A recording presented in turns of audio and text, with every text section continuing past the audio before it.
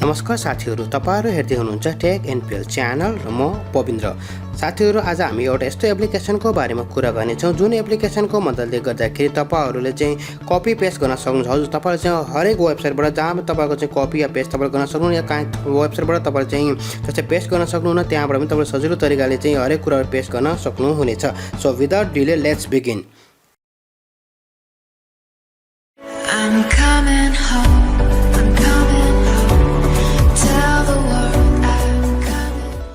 साथीहरु, म अहिले तपाईहरुलाई चाहिँ एउटा चाहिँ लाइभ डेमो देखाउन गइरहेको छु कि कपी पेस्ट कस्तो हो र कपी पेस्टले किन काम गर्दैन भन्ने बारेमा। र धेरैसो वेबसाइटहरुमा चाहिँ डिसेबल पनि गरिरहेको हुन्छ जुन हामीले चाहिँ मोबाइलबाट युज गर्दाखेरि विभिन्न गाह्रो हुन्छ।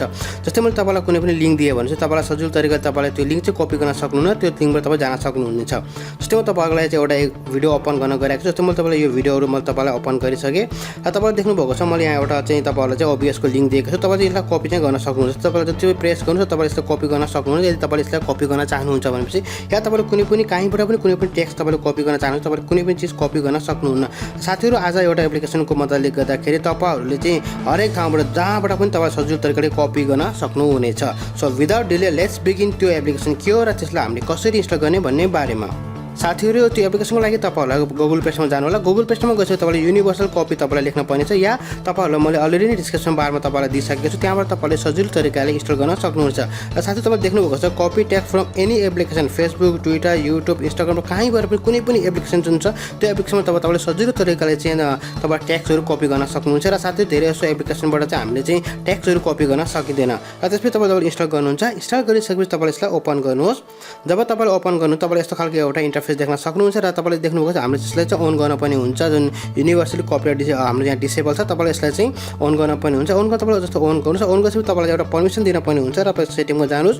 र सेटिङ गरेपछि तपाईको मोबाइलको अनुसार चाहिँ विभिन्न डिफ्रेन्ट तरिकाको सेटिङ हुन्छ। जहाँबाट गए पनि तपाईले अटोमेटिकली त्यसले चाहिँ एउटा सेटिङ ओपन गर्नेछ र तपाईले चाहिँ युनिभर्सल कपीलाई भेटाउनु। र युनिभर्सल कपीमा तपाईले क्लिक गरिसकेपछि तपाईले यहाँबाट चाहिँ हामीले चाहिँ यसलाई अन गर्न पनि हुन्छ र यसलाई चाहिँ परमिसन दिन पनि हुन्छ। र त्यसपछि तपाईले यसलाई परमिसन दिनुस्।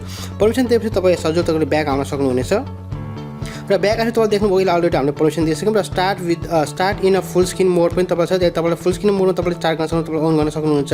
डिसेबल एनिमेसनहरु तपाईले यहाँ गर्न सक्नुहुन्छ। तपाईले यसलाई डोनेसन गर्न दिन चाहनु भने डोनेसन पनि गर्न सक्नुहुन्छ। र विभिन्न चाहिँ अरु सेटिङहरु यहाँ छ, तपाईले सजिलो तरिकाले त्यो सेटिङ पनि हेर्न सक्नुहुनेछ।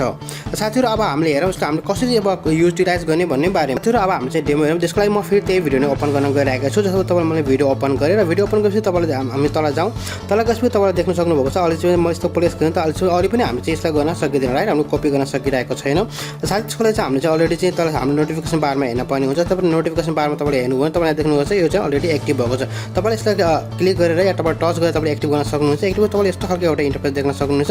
र तपाईले देख्नुहुन्छ एउटा फुल स्क्रिन तपाईले चाहिँ पुरै स्क्रिन नै तपाईले लागि कपी गर्ने हो भने तपाईले पुरै स्क्रिन नै यसले क्याप्चर गरिन्छ। जस्तो अहिले चाहिँ पुरै स्क्रिन क्याप्चर गरेको छ। र साथै तपाईले पुरा टेक्स्ट मात्र तपाईले कपी गर्ने हो भने तपाईले त्यही जानुहोस्। तपाईले फेरि यसो क्लिक गर्न पनि हुन्छ या टच गर्नुहोस्। टच गरेपछि तपाईले देख्नुहुन्छ सेकेन्ड आइकन तपाईले टच गर्नु तपाईले देख्नुहुन्छ सबै टेक्स्टहरु यसले हाइलाइट गरिसक्यो। जति पनि टेक्स्ट छ यसले चाहिँ हाइलाइट गरिसक्यो र तपाईले सजिलो तरिकाले कपी या शेयर या तपाईले यहाँबाट एडिट पनि गर्न सक्नुहुनेछ। साथीहरु, हामीले चाहिँ अब चन्द टेक्स्टहरु मात्र चाहिँ सबै टेक्स्टहरु चाहिँ नचाहेको खण्डमा तपाईले देख्नुहुन्छ यो अन भएको छ। तपाईले चाहिँ हाइलाइट गर्नुहोस्। जब तपाईले जतिसक्दो पनि हाइलाइट गर्नुहुन्छ, हाइलाइट गरेपछि तपाईले सजिलो तरिकाले यहाँबाट कपी गर्न सक्नुहुनेछ।